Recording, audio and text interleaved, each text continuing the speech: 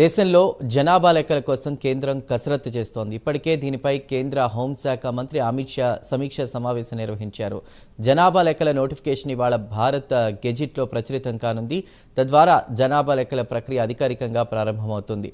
ఈ జనాభా గణన దేశంలో 16వ జనాభా గణన. స్వాతంత్ర్యం తర్వాత 8వ జనాభా గణన అవుతోంది. మొదటిసారిగా ఈ ప్రక్రియ డిజిటల్ మార్గాల ద్వారా పూర్తవుతుంది. దీనికోసం ప్రత్యేక మొబైల్ అప్లికేషన్ అభివృద్ధి చేశారు. దీంతో పాటు స్వీయ లెక్కింపు ఎంపిక కూడా పౌరులకు అందుబాటులోకి వస్తోంది.